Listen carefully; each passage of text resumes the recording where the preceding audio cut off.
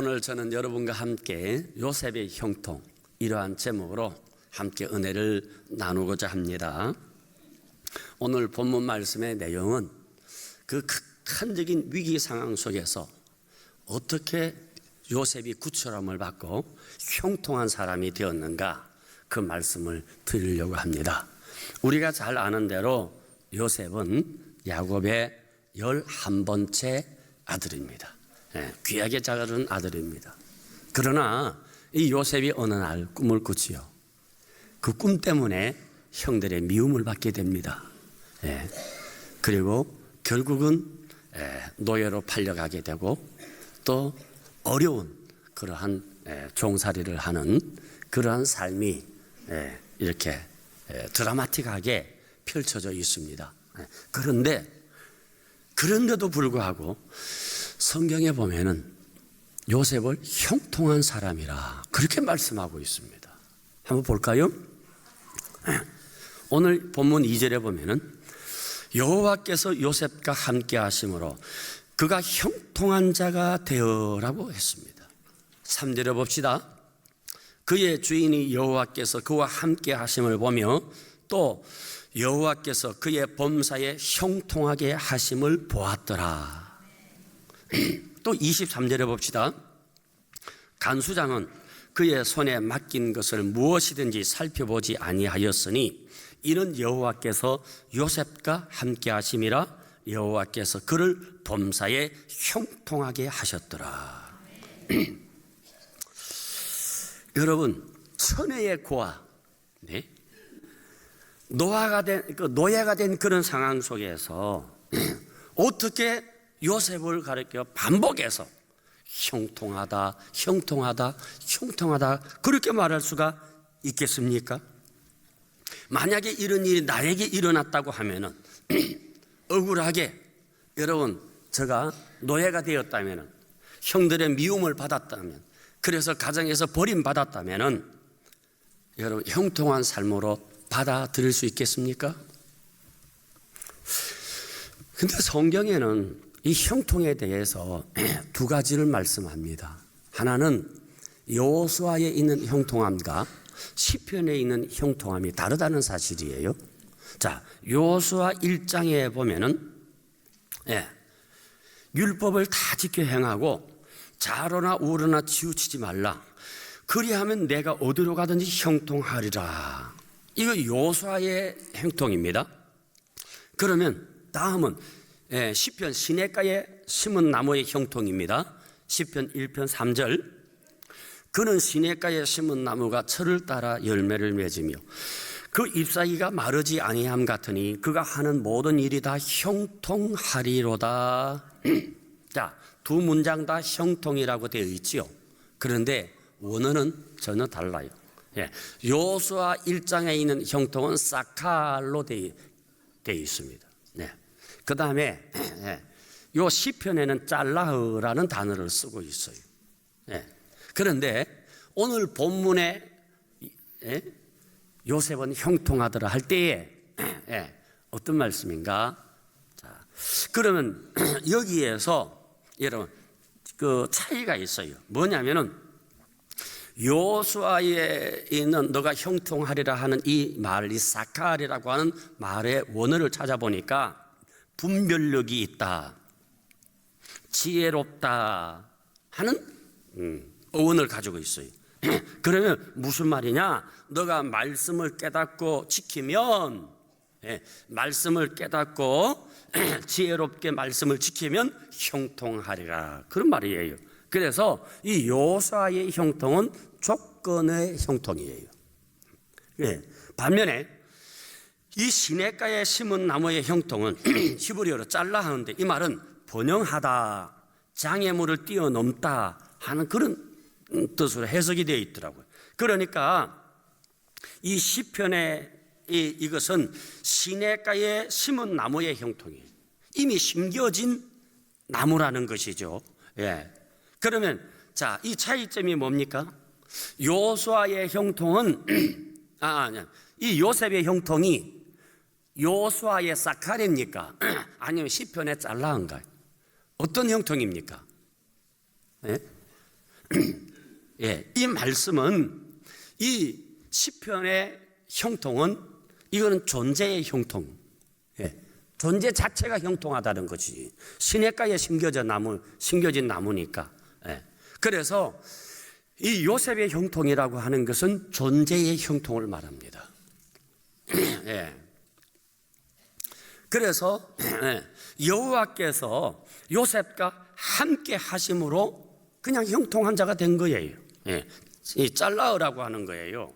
예. 지금 요셉은 지금 종살이 하고 있습니다. 그리고 옥살이도 합니다. 그런데 하나님께서는 그에게 형통하다고 했습니다. 왜? 하나님이 같이 계시니까. 하나님이 계시니까. 예. 따라서 성경에서 오늘 본문에서 말씀하는 형통은 고난이 있고 태풍이 몰아쳐도 하나님이 함께 하시면 그것은 형통인 것입니다. 고난이 있느냐 없느냐가 문제가 아니에요. 장애물을 건너서 넘어가서 결국은 번영한다는 거예요. 그래서 제가 이 영어 성경을 보니까 이 형통에 대해서 프라스퍼라는 단어를 쓰고 있어요. 번영한다. 번영한다. 이런 단어를 쓰고 있어요. 예. 그러니까 우리 인간의 모든 일은 하나님 손에 달려 있어요. 그러니까 요셉처럼 우리가 고난도 찾아오고 환난도 찾아올 때가 있지요. 그것을 보고 불통이라고 할 수 없다는 것이죠. 성경이 말하는 형통은 우리 현상과 환경을 뛰어넘어서 그 사람에게 하나님이 함께 하시느냐 이것을 말씀하고 있거든요. 보세요. 요셉이 노예로 끌려갈 때 하나님 계셨지요. 여러분 종이 되었을 때도 또 여러분 억울하게 감옥에 들어갔을 때도 하나님이 함께 하셨지요. 총리가 되었을 때도 하나님 함께 하셨잖아요. 이게 형통하다는 것이죠. 여러분 회사에서 승진할 때만 하나님이 함께 하시는 것 아니에요? 우리가 직장에서 여러분 오해를 받기도 하고 때로는 해고를 당합니다. 그래도 하나님 함께 하십니다. 그러면 뭐요? 형통한 것이죠. 마태복음 10장 29절에 보면은 참새 2마리가 한 아사리온에 팔리지 않느냐? 그러나 너희 아버지께서 허락하지 아니하시면 그 하나도 땅에 떨어지지 아니하리라. 참새 한 마리도 하나님의 허락 속에 있다면은 여러분 생각 천하보다 귀한 여러분들에게 이루어지는 일이 하나님이 모르는 게 있을까요? 너가 그렇게 어려움 당했다고? 나 몰랐네. 너 그렇게 병에 걸렸다고? 아이고 내가 몰랐네. 그런 하나님 있을까요? 아니라는 것이지. 아니라는 거예요. 그러니까 이 요셉의 형통 역시 섭리적 차원에서 이해해야 된다는 것이죠. 요셉이 미움을 받는 것도, 또 요셉이 노예가 되는 것도, 요셉이 감옥에 들어가는 것도 일련의 하나님의 섭리의 과정이라고 하는 것입니다. 그러니까 하나님께서는 요셉을 여러분 애굽의 왕궁으로 보내기를 원하셨던 것입니다. 그리고 한 걸음 더 나아가서 애굽의 자손들이 정착하고 큰 민족으로 여러분 성장하고 나아가서 그 후손을 통해서 메시아가 출현되는 것까지 하나님은 섭리하고 계셨다는 사실입니다. 그렇기 때문에 이 요셉의 밑바닥 고난은 이 거대한 하나님의 섭리의 물줄기 안에서 빈틈없는 하나님 계획 아래에서 진행된 것이기 때문에 이 성경적인 형통이라고 하는 것은 내 계획대로나 내 뜻대로 되는 것이 아니라 하나님의 뜻이 이루어지이다. 이것을 형통으로 말하는 것입니다. 우리는 평온하고 좋은 환경 달라고 많은 기도와 간구를 합니다. 당연히 해야지요. 그런데 하나님께서 요셉처럼 우리에게 원하는 것은 무엇일까? 좋은 환경도 필요하고 높은 지위도 필요하지만은 어떤 소유로서의 형통이 아니라 나의 존재의 형통함을 주시기를 원한다는 사실을 기억하시기 바랍니다. 하나님께서 주시고자 하는 그런 형통의 복입니다. 심지어 우리의 삶의 행복을 뺏으려고 하는 그러한 방해물까지도 하나님은 선용하시고 합력하여 선을 이루게 하시는 거예요. 그래서 하나님이 우리에게 진정 주시기 원하는 축복, 형통은 짤라우, 시냇가에 심겨진 나무의 형통이라고 하는 것입니다. 그렇다면 우리는 이미 그 축복을 받으셨습니다. 이미 그 축복이 주어졌다는 것이죠. 감옥에 갇혀 있어도, 종살이를 하고 있어도 하나님이 함께 하심으로 형통한 자라는 그 하나님의 선포가 요셉뿐만 아니라 오늘 우리에게 주시는 형통이요 축복입니다. 우리 세상의 성공은 여러분 소유의 기반을 두고 있잖아요. 그렇지만은 여러분 성경의 축복은 하나님과의 관계의 기반을 두고 있는 거예요. 하나님과 어떤 관계냐는 것이죠. 그래서 우리가 높은 자리나 우호적인 환경에서가 아니라 바로 나와 하나님 관계의 형통의 비밀이 숨어 있는 것입니다. 생각해 보면 당시 요셉 시대는 칼이 지배하는 시대입니다. 당대 세계 최대의 그 바로 왕의 여러분 친위 대장이고 호위무사입니다. 왕 앞에 칼을 들고 갈 수 있을 정도의 그런 높은 위치에 있는 보디발 가문의 부인이라면 그 부인 역시 화려한 여인이었을 것입니다. 아마 귀족 중에 귀족이었을 것이고 그러한 보디발이 선택한 아내라면 아마 미인 중에 미인이었을 거예요. 그런 미인이 요셉을 유혹했을 때에 자기의 기구한 운명을 반전시킬 수 있는 절호의 여러분 기회가 되었을 것입니다. 만약에 요셉이 세상을 꿈꾸었다면 하나님의 관계가 아닌 세상의 어떤 것에 대한 꿈이 그에게 있었다면 그는 여러분 정상에 설 수 있는 여러분 절호의 기회라고 여기고 그 여인의 달콤한 유혹을 받아들였을 것입니다. 그러나 그는 노예였지만은 그는 하나님과 연결된 꿈을 가지고 있었습니다. 늘 하나님과 관계 속에서 그는 자기의 삶을 이해하고 있었던 것입니다. 그렇기 때문에 그는 그 꿈, 하나님과 관계된 꿈 때문에 그는 유혹에도 넘어가지 않았었습니다. 어떤 흑인 노인의 꿈이 있었습니다. 이 노인은 이런 꿈이 있었어요. 나는 꿈이 있어요. 흑인 아이들과 백인 아이들이 손을 잡고 같이 뛰어노는 그런 나라, 흑백의 인종차별과 정오가 없는 그러한 나라가 이루어지기를 꿈꾸었습니다. 이 마틴 루터 킹 목사의 이 꿈은 전 미국을 감격했고 그 꿈은 지구촌의 1등 국가로 전진하도록 만들었던 것입니다. 여러분, 우리는 때로는 고난당할 때가 있습니다. 하나님 앞에서 바르게 살려고 하다가 고난당하는 경험이 있을 것입니다. 혹시 지금은 그런 시대가 아니라고 생각합니까? 착각입니다. 여러분, 하나님 말씀대로 살려고 해보세요. 분명히 그러한 고난이 옵니다. 여러분, 아무리 민주사회라 할지라도 진실을 말할 때는 고난을 각오해야 되는 것이 오늘의 현실입니다.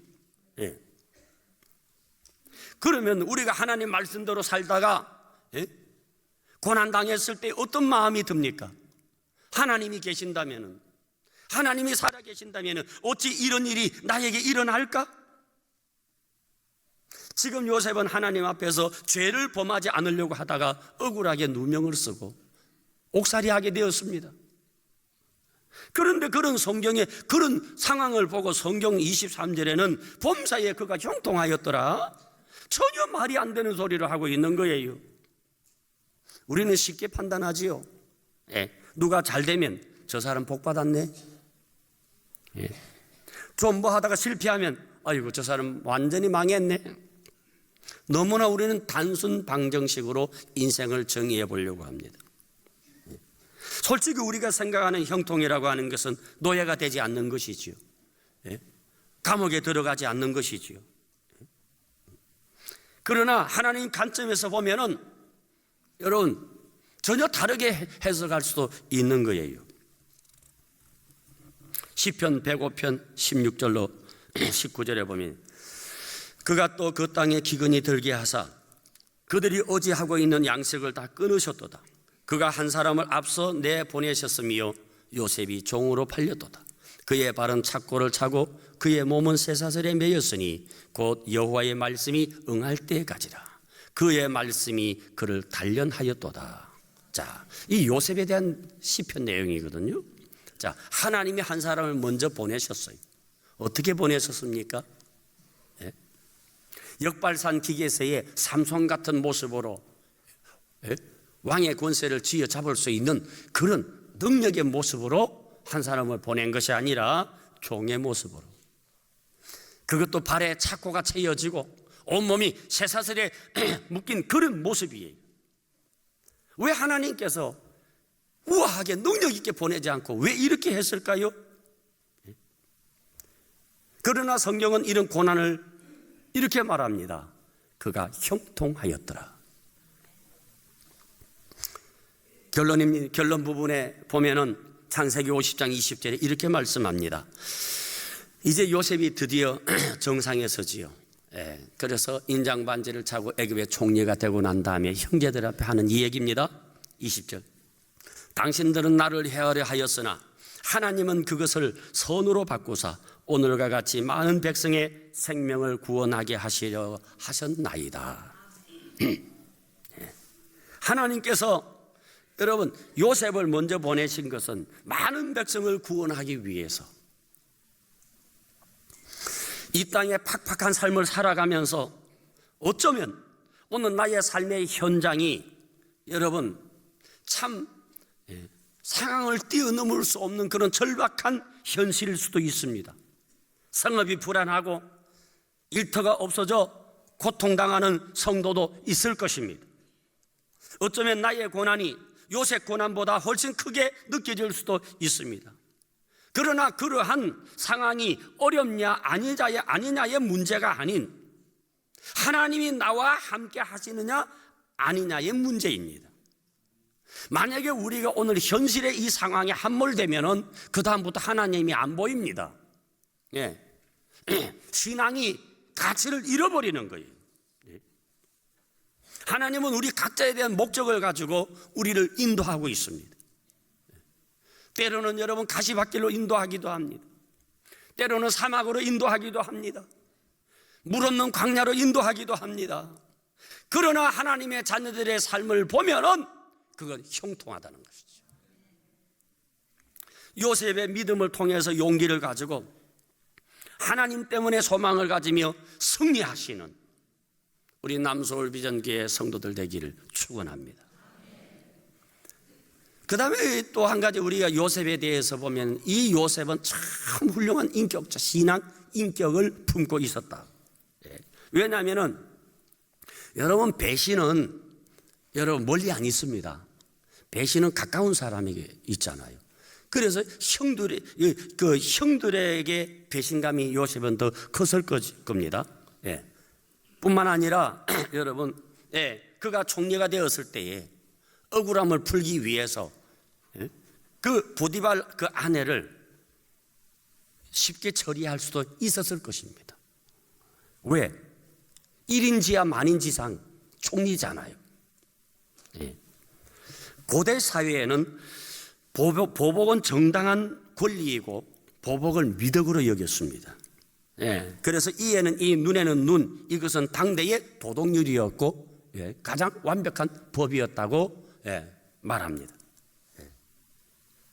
그러나 여러분 요셉은 이 문제에 대해서 보복하지 않았어요. 형제들에게도 보복하지 않았고 보디발에 대해서도 보복하지 않았어요. 다 용서한 겁니다. 어떤 경우에 사람들은 자기의 과거를 곱씹으면서 과거에서 벗어나지 못하는 경우가 있습니다. 여러분 과거는 좋든 나쁘든 과거일 뿐입니다. 과거가 오늘 나를 지배하도록 두어서는 아니 되는 겁니다. 우리 중에 지난날 가운데서 시간 돌아보세요. 억울한 일 없었습니까? 마음 분한 일 없었습니까? 나름대로 억울한 일도 있었고 괴로워서 잠 못 이루는 그런 일들이 수없이 많았을 것입니다. 그런데 그것이 오늘 나를 지배해서 오늘 내가 이 삶을 제대로 살지 못한다면 이거는 불행한 것이죠. 과거에 매여서 절치부심하는 사람들, 과거의 복수를 하고야 말겠다고 하는 그 증오심, 절대로 그 사람 인간다움의 길을 걸어갈 수가 없습니다. 과거를 청산의 대상으로 보면 피를 부르고 피는 또 피를 부르는 역사가 우리는 수없이 보고 있지 않습니까? 과거는 청산의 대상이 아닌 용서의 대상인 것을 우리는 십자가를 보고 배우지 않습니까? 한 부족의 왕이었던 남아공의 넬슨 만델라, 그는 정적들에 의해서 27년간 억울하게 감옥살이를 했습니다. 자기 인생의 가장 황금 시절에 그는 감옥에서 그 인생을 보냈습니다. 그가 추록하고 난 다음 남아공 최초의 흑인 대통령이 되었을 때에 당시 남아공 사회에서는 인권을 유린하고 폭정을 했던 백인들을 재판대에 세우라는 국민의 아우성이 소리쳤습니다.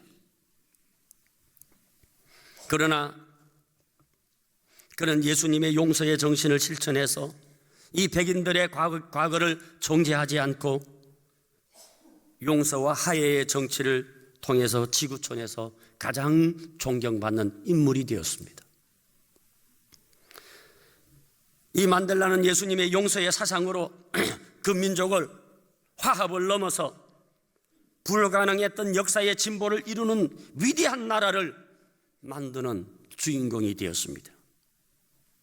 여러분, 사견입니다마는 용서는 베푸는 것이 아니라 오히려 십자가 아래서 용서받은 나를 발견하는 것입니다.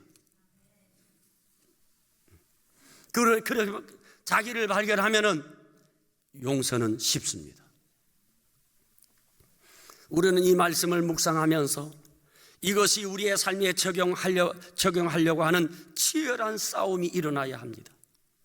그런 길을 하루하루 견뎌내고 걸어갈 때에 어느 순간 내가 요셉이 되어 있을 것입니다. 바로 하나님은 우리에게 이런 요셉의 형통을 주시기를 원합니다.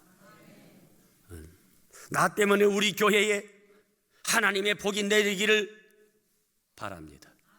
나 때문에 우리 집이 복을 받기를 바랍니다. 나 때문에 우리 직장에 하나님의 복이 임하기를 바랍니다. 우리 그리스도인들은 세상 가운데 복의 근원이 되어지는 존재가 되어야 합니다.